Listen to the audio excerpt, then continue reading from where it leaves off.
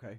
All right. Now, well, I guess that's kind of to be expected. You mentioned him being intense at times, or that need for that. If somebody's hanging a nine-figure budget over your head, I guess the situation's going to call for that.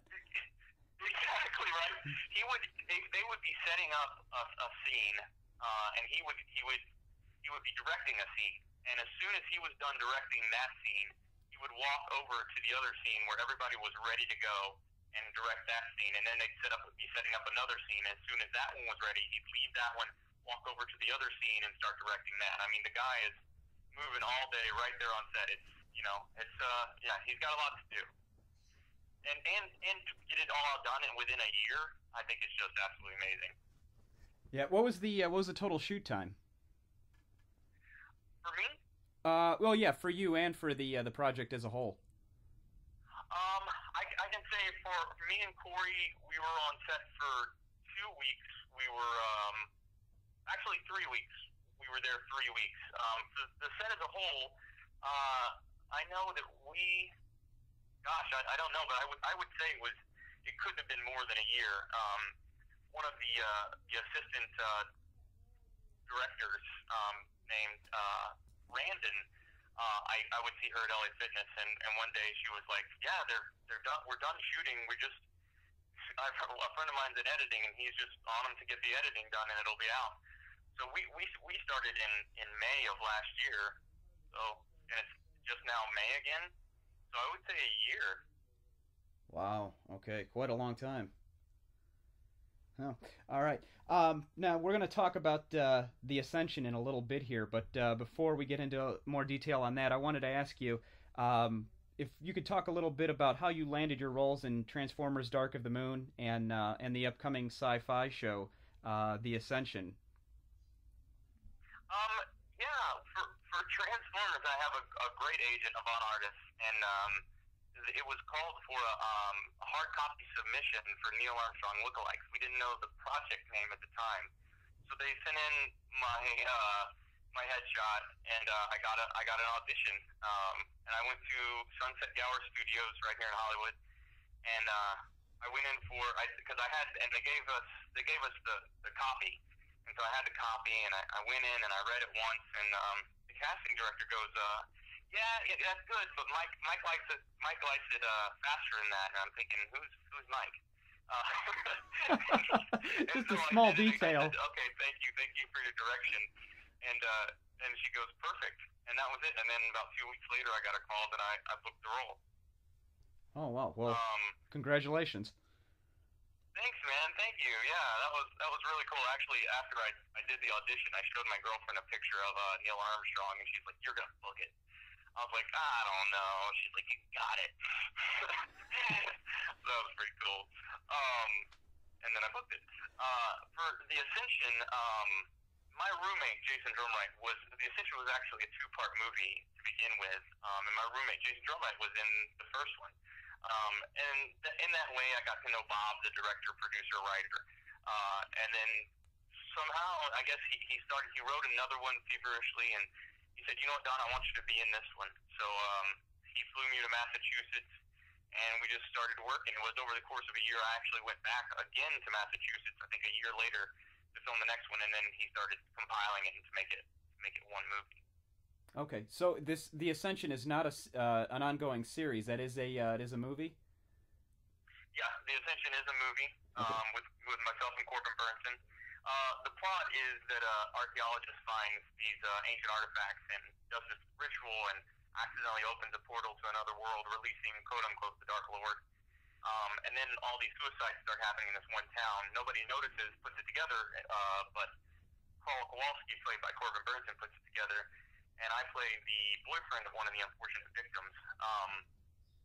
So this Dark Lord needs everybody's souls in connection with these guys to take over and create hell on Earth. And the rest of the plot is us and Carl Kowalski fighting this Dark Lord to keep all of that from happening and to save our own lives. But I won't say any more to let the plot go on from there. Okay, when is that due to air? Hopefully that will be out in June. Okay, all right, so just before Transformers then. Yeah. All right, it's going to be a busy summer. Oh yeah, Hope so. I tell you what, with a little resume, I mean, obviously your resume goes well beyond those two projects, but if you ever headed out to Comic-Con, everybody and their brother would line up for an autograph for you. I mean, that's quite an impressive array of work you've done in just those two projects. So, again, congratulations on that. Now, still speaking about like the Ascension and the Sci-Fi Network, they've really built up the quality of their programming over the last year or two, and it's pretty much evident with shows like Battlestar Galactica. Being Human just finished its first very successful season. How well does the Ascension measure up to that kind of lineup?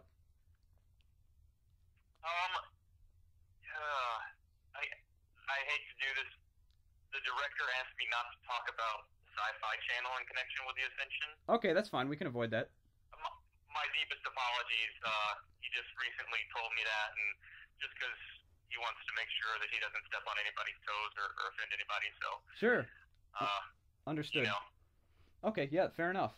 Now, in terms of a workload and a shooting schedule, how different is filming like a movie made for TV versus a movie that's going to head to the cinema like Transformers? I know, aside from the budgets are massively different, but how does the scheduling differ?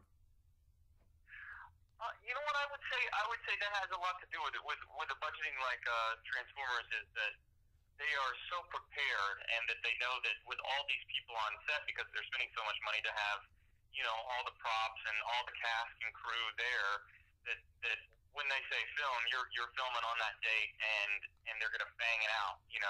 They're gonna take their time, but there's a sequential step, and this is all gonna get shot at once. It's not gonna with the films like the Ascension.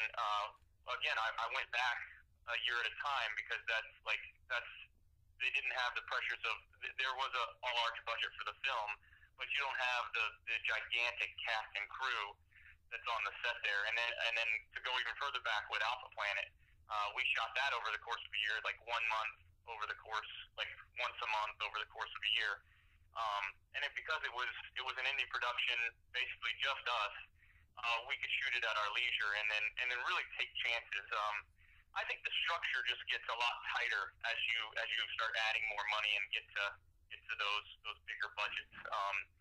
The people in the studios, they really know what they're doing.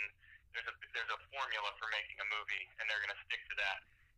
When you get more independent with the Ascension and Alpha Planet, we're feeling our way, and it's still, there's structure, but we almost have a little more time to make sure we're doing what we want to do. Okay, all right. Now, Transformers, did you have any growing up? I think I may have had 1 or 2 Transformers. I love the cartoon. For me, I was actually so into He-Man.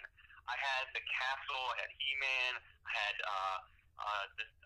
with Tigra, She-Ra, Skeletor. Had all those, and I also did go see Transformers, both of them in the theaters, and I thought they were amazing.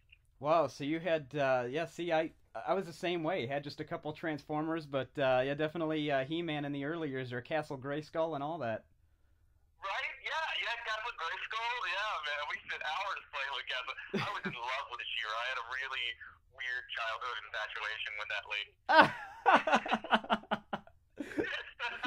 I really would. Hey, I really loved her. Hey, you're a kid. What do you know? Huh? I said, hey, you're a kid back then. What do you know? She was the first love of my life, right there. She's not gonna walk out on you. Right? Exactly. All right. So we got Transformers coming out July 1st. The Ascension due out sometime in June. Now, again, the Ascension is it's a made-for-TV movie. Is that going to be broken up, or is that a one-part project? It should be a one-part thing. Okay. All right. Well, Don, thank you very much for your time. It was great talking to you.